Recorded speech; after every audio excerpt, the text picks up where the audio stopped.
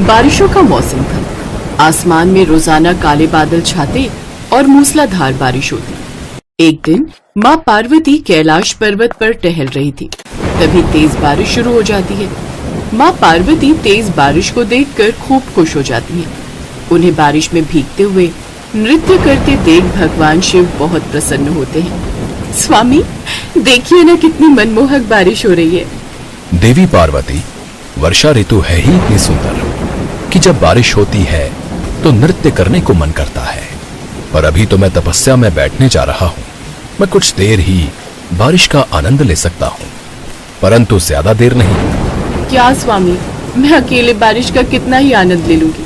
अभी यहाँ पर तो कैलाश पर मेरी सखियां भी नहीं है, सब अपने मायके छुट्टियों पर गई हैं। अब मैं अकेली कितना बारिश में भीगूं। मैं एक काम करती हूँ, मैं देवी लक्ष्मी के पास जाती हूँ, फिर हम दोनों मिलकर बारिश का आनंद लेंगे। शिव जी तपस्या के लिए चले जाते हैं और माता पार्वती माता लक्ष्मी के पास जाती हैं। पर माता लक्ष्मी उस समय बैकुंठ लोक में नहीं थी। हे नारायण, देवी लक्ष्मी कहीं नजर नहीं आ रही। देवी लक्ष्मी देवी सरस्वती के पास गई हैं। बोल रही थीं कि उन्हें कुछ जरूरी काम है। अच्छा ठीक है, तो मैं देवी सरस्वती के पास ही चली जाती हूँ। वहाँ देवी लक्ष्मी से भी भेंट हो जाएगी। इसके पश्चात माता पार्वती माता सरस्वती के धाम जाती हैं। वहाँ पर देवी लक्ष्मी भी बैठी हुई थी। अरे आप और यहाँ? हाँ, मैं पहले देवी लक्ष्मी के पास ही गई थी, पर विष्णु जी ने कहा कि आप मुझे यहाँ मिलोगे। हाँ, मैं देवी सरस्वती के पास आई थी। मैं सोच रही थी कि बहुत समय से पृथ्वीलोक पर नहीं गए, तो हम पृथ्वीलोक पर भ्रमण के लिए चले जाते हैं। देवी सरस्वती के आने के बाद मैं आपके पास भी यही पूछने के लिए आने वाली थी कि हम तीनों मॉनसून के मौसम में पृथ्वीलोक पर भ्रमण के लिए चलते हैं। पृथ्वीलोक पर भ्रमण के लिए? मैं भी आपके पास इसी विषय में बात करने के लिए आई थी। बहुत मजा आएगा, बारिश में भीगने का अलग ही आनंद होगा। चलिए हम तीनों मिलकर पृथ्वीलोक पर चलते हैं। इसके पश्चात माता पार्वती, माता सरस्वती और माता लक्ष्मी के साथ साधारण लड़कियों का रूप लेकर बारिश का आनंद लेने के लिए धरती लोक पर पहुंचती हैं। पर उस समय तक बारिश रुक चुकी थी। अरे, हम बारिश का आनंद लेने के लिए पृथ्वीलोक पर आए थे, पर बारिश तो रुक गई। अब क्या करें? करना क्या है? वापस चलते हैं। इतने समय बाद तो घर से निकलना हुआ है, अब वापस जाकर फिर से आना बहुत मुश्किल है। हमें कुछ देर बारिश का इंतजार करना चाहिए, क्या पता थोड़ी देर बाद फिर से बादल बरसने लगे। ठीक है, तो हम कुछ देर यहाँ पेड़ के नीचे विश्राम करते हैं। जब बारिश होगी तो हम बारिश का आनंद लेंगे। ठीक है, आप दोनों यहाँ पेड़ के नीचे विश्राम करो, तब तक मैं गांव में थोड़ा घूम कर आती हूँ। जब बारिश शुरू होगी तो मैं आप दोनों को बुला लूंगी। माता लक्ष्मी और माता सरस्वती पेड़ के नीचे विश्राम करने लगती हैं और माता पार्वती गांव में घूमने के लिए निकल जाती हैं। चलते चलते वो एक बगीचे में पहुंचती हैं। वहां पर कुछ लड़कियां झूला झूल रही थी। उन्हें देखकर माता पार्वती बहुत खुश होती हैं। अरे वाह, महादेव मुझे बोल रहे थे कि वर्षा ऋतु में पृथ्वी लोक पर लोग झूला झूलते, और देखो यहाँ बगीचे में झूला झूलती हुई कुछ लड़कियां मिल भी गई। अब मैं उनके साथ झूला भी झूलूंगी। एक काम करती हूँ, अभी तो बारिश भी शुरू नहीं हुई है, थोड़ी देर में झूला झूल लेती हूँ। उसके पश्चात जब बारिश आएगी तो मैं माता सरस्वती और माता लक्ष्मी को भी यहाँ ले आऊंगी, फिर हम तीनों मिलकर झूला झूलेंगे। माता पार्वती बगीचे में जाती है और वहाँ खड़ी लड़कियों में से एक लड़की से झूला झूलने के लिए पूछती है। सुनो, क्या मैं भी तुम्हारे साथ झूला झूल सकती हूँ? नहीं, ये झूला हमने बनाया है, हम किसी अनजान को अपने झूले पर झूलने नहीं देंगे। अपना झूला खुद बनाओ। माता पार्वती उन लड़कियों की बात सुनकर थोड़ा चौंक जाती है। तभी वहाँ एक लड़की आती है जो एक दूसरी लड़की से टकरा जाती है। अरे अंधी, जब तू देख नहीं सकती तो चल तो ठीक से लिया कर, अभी मेरी चोट लग जाती। तुझे कितनी बार कहा है तू यहाँ बगीचे में खेलने के लिए मत आया कर। तू अंधी है, तेरी आंखें नहीं है, तू घर पर रहा कर। सीमा, तेरी अंधी बहन ने बहुत दिमाग खराब किया हुआ है, तो अपनी माँ को कहती क्यों नहीं है इसे घर पर रखा करे। यहाँ इधर उधर बगीचे में हमारे साथ घूमती रहती है और इसकी वजह से हमें भी परेशानी होती है। इसे यहाँ से भेज दे। कोमल, यहाँ से जा, तू मुझे दिखाई भी ना देना, जा घर जा। मैं तो झूला झूलने के लिए आई थी, तुम मेरी बहन हो तो मुझे झूला झुला सकती हो, पर तुम मुझे बहन होकर भी झूले झूलने के लिए मना कर रही हो। मैं तेरी सगी नहीं सौतेली बहन हूँ, इसलिए मुझे अपनी बहन कहना बंद कर दे और जा यहाँ से।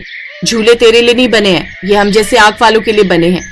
तेरी किस्मत खराब है कि तू देख नहीं सकती, और ना कभी जिंदगी में देखेगी। माता पार्वती उन लड़कियों की बात सुन रही थी। कोमल नाम की वो लड़की बगीचे में एक तरफ जाकर बैठ जाती है। लड़की बहुत उदास थी। माता पार्वती कोमल को देखती हैं तो बहुत दुखी होती है। तभी तेज बारिश शुरू हो जाती है। माता पार्वती तो इस बारिश की ही प्रतीक्षा कर रही थी। लड़कियां जब बहुत तेज बारिश देखती हैं तो भागकर घर में चली जाती हैं। सीमा, अपनी अंधी बहन को तो घर ले जा, पता चले बारिश में और कहीं चोट लग गई तो तेरी मुसीबत आ जाएगी। मेरे पास इतना टाइम नहीं है कि मैं इसे पकड़कर घर तक ले जाऊं। बारिश बहुत तेज हो गई है, मैं तो घर भाग रही हूँ, अपने आप आती रहेगी। चलो तुम भी अपने घर जाओ, जब बारिश थोड़ी हल्की होगी तो हम सब झूला झूलने के लिए आ जाएंगे। सब लड़कियां अपने अपने घर चली जाती हैं। कोमल अकेली वहां बैठी रहती है। माता पार्वती कोमल के पास जाती है।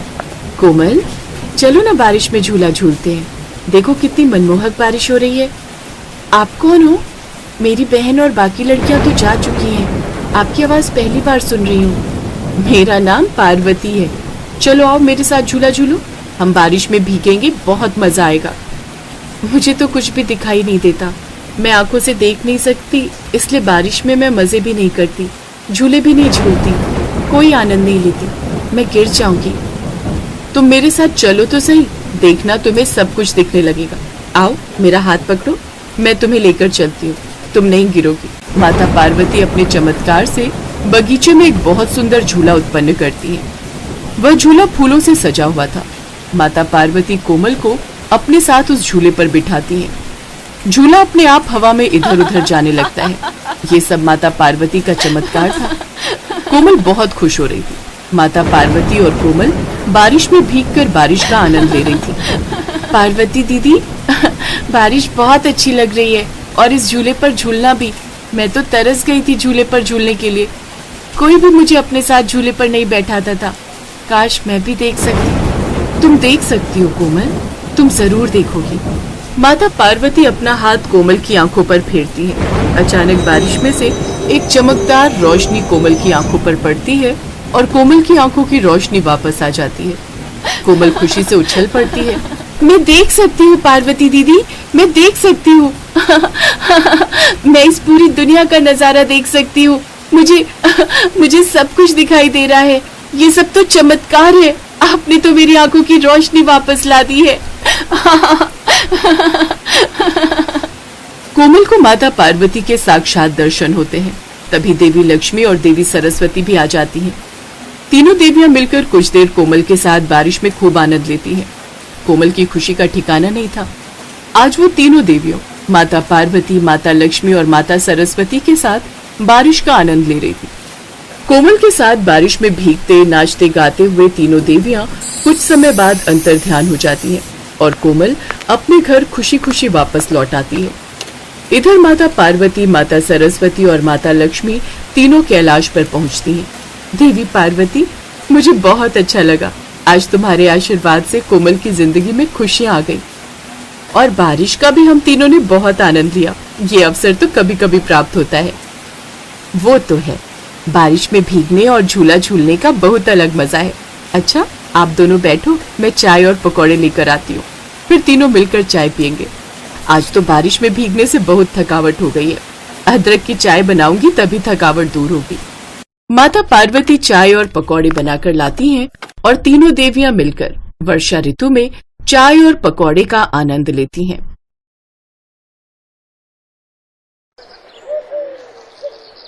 एक बार बातों ही बातों में माता पार्वती ने भगवान शिव से आंख मिचौली खेलने की इच्छा जाहिर की। चलिए ना प्रभु, कितने समय से हम दोनों ने कोई क्रीड़ा नहीं की, हम आज कोई खेल खेलते हैं। आज वातावरण कितना सुंदर है। कैलाश पर्वत पर ठंडी हवाओं के झोंके कितने मनमोहक लग रहे हैं। हाँ, वातावरण तो बहुत सुहावना और मनमोहक है, पर हम कौन सी क्रीड़ा करेंगे? अब आप ही बताओ कि हम क्या खेल खेलें? क्यों ना हम आंख मिचौली खेलें? कितने समय से हमने आंख मिचौली नहीं खेली। पर सर्वप्रथम आंख पर पट्टी मैं बांधूंगी ताकि मैं आपको जल्दी से ढूंढ सकूं। ठीक है देवी पार्वती, जैसी आपकी इच्छा। भगवान शिव ने माँ पार्वती की आंखों पर पट्टी बांधी और उसके पश्चात उन दोनों ने आंख मिचौली खेलना प्रारंभ किया। आओ पार्वती, मुझे ढूंढो, बताओ मैं कहाँ हूँ। बस कुछ देर रुकिए स्वामी, मैं आपको पकड़कर ही दिखाऊंगी। मैं आपकी आवाज की दिशा में बढ़ रही हूँ। मैं तो इधर हूँ, तुम कहाँ ढूंढ रही हो?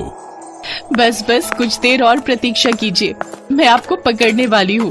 भगवान शिव भोले भाले, उन्हें क्या पता, उनके डमरू की आवाज को माँ पार्वती भली भांति पहचानती हैं। उन्होंने कुछ ही पलों में भगवान शिव को पकड़ लिया। देखा स्वामी, मैंने आपको पकड़ ही लिया। पर आपको कैसे पता चला कि मैं उस चोटी के पीछे छुपा हुआ था? आपको ढूंढने में आपके प्रिय डमरू ने मेरी सहायता की। आपके डमरू की आवाज की दिशा में ही मैंने आपको ढूंढा और आपको पकड़ लिया। अब आप अपनी आंखों पर पट्टी बांधिए, अब आपकी बारी है। ठीक है देवी, मैं तो आपको यूं ही चुटकियों में पकड़ लूंगा। अच्छा, देखते हैं। माँ पार्वती और भगवान शिव का एक बार फिर से आंख मिचौली का खेल प्रारंभ हुआ। अब भगवान शिव की आंखों पर पट्टी बंधी थी और वह माँ पार्वती को ढूंढ रहे थे। माँ पार्वती बार बार भगवान शिव के पास आती, उन पर फूलों की वर्षा करती। भगवान शिव उन्हें पकड़ने की कोशिश करते तो वह फिर गायब हो जाती। प्रभु प्रभु इस ओर, यहाँ मैं तो इधर हूँ, आप उधर कहाँ जा रहे हैं? देवी पार्वती को तो पकड़ना बहुत असंभव हो रहा है। अब क्या करूं? खेल भी तो खेलना है। तभी भगवान शिव को बालक गणेश की आवाज सुनाई दी। गणेश पुत्र, गणेश, जरा इधर तो आना।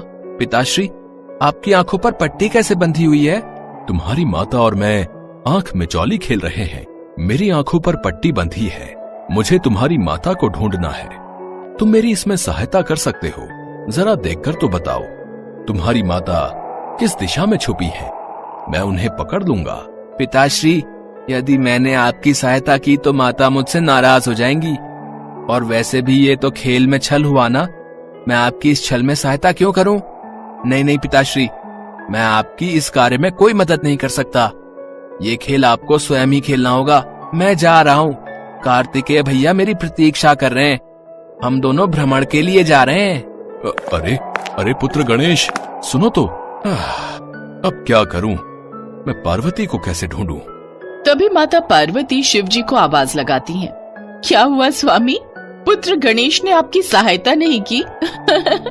मैं तो आपके समक्ष ही खड़ी हूँ, इधर, यहाँ।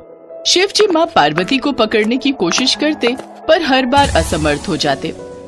अरे प्रभु, ये मैं हूँ। माता पार्वती उधर हैं। आपने मुझे पकड़ लिया है। हाँ हाँ ठीक है। इस पट्टी से देखने में मुझे बहुत असुविधा हो रही है। मेरी समस्त इंद्रियां भी काम नहीं कर रही। मैं अपनी शक्तियों से देवी पार्वती को देख भी नहीं पा रहा हूँ।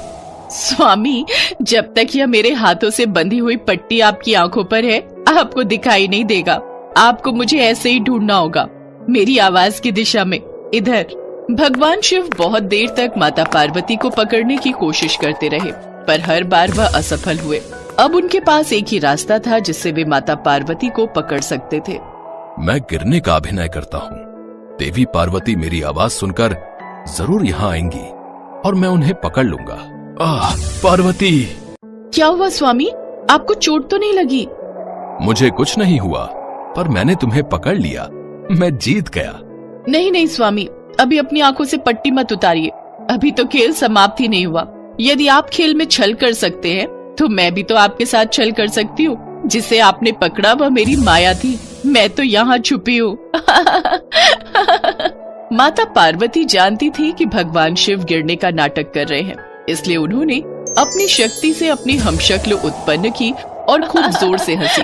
कुछ देर तक यह आंख मिचौली का खेल चलता रहा। भगवान शिव को एक और युक्ति सूझी। देवी पार्वती, मैं सोच रहा था मैं आपको ढूंढने में असमर्थ हो रहा हूँ। अब ये खेल ऐसे ही चलता रहा तो मैंने जो आपके बारे में सोचा है, आज मैं आपको कहीं ले जाने वाला था। भगवान शिव के मुंह से इस तरह की बातें सुनकर माता पार्वती से रहा नहीं गया। अब वो भगवान शिव के आसपास ही घूमने लगी। आप मुझे कहाँ ले जाने वाले थे प्रभु? ले जाने वाला था, पर अभी तो मैं तुम्हें पकड़ ही नहीं पा रहा हूँ। अब जब तक ये खेल समाप्त नहीं होगा तब तक क्या ही फायदा ये बताने से कि हम आज कहाँ जाने वाले थे। बताइए ना प्रभु, मेरे मन में बहुत उत्सुकता हो रही है। हम कहाँ जाने वाले हैं? अब आप इतनी दूर दूर से मुझसे वार्तालाप करेंगी तो मैं कैसे बता पाऊंगा? माँ पार्वती ये भूल चुकी थी कि अभी तो आंख मिचौली का खेल चल रहा है। शिव जी ने उन्हें अपनी बातों में फंसा लिया और बस माँ पार्वती पकड़ी गई। ये पकड़ लिया मैंने आपको। अच्छा, तो आप जानबूझकर मुझे बातों में उलझा रहे थे ताकि आप मुझे पकड़ सको। जाइए प्रभु, मैं आपसे बात नहीं करूंगी। शिव जी ने अपनी आंखों से पट्टी उतारी। वे समझ गए थे कि माँ पार्वती नाराज हो गई हैं। अब उनके पास माँ पार्वती को मनाने का एक ही रास्ता था। अच्छा ठीक है, तुम जीती मैं हारा। वैसे मैं सोच रहा था क्यों ना आज हम स्वर्ग की सैर पर चलें। बहुत दिनों से हम किसी भ्रमण पर नहीं गए। भ्रमण पर? ठीक है, तो मैं अभी तैयार होकर आती हूँ। बस महादेव और माता पार्वती के बीच सुलह हो गई और वे दोनों स्वर्ग के भ्रमण पर निकल जाते हैं। सच ही तो है, पति पत्नी का रिश्ता ऐसा ही होता है। जहाँ एक पल में खट्टी मीठी लड़ाई होती है तो वहीं एक पल में एक दूसरे के लिए ढेर सारा प्यार उमड़ आता है। तभी तो ये बंधन 7 जन्मों का कहलाता है।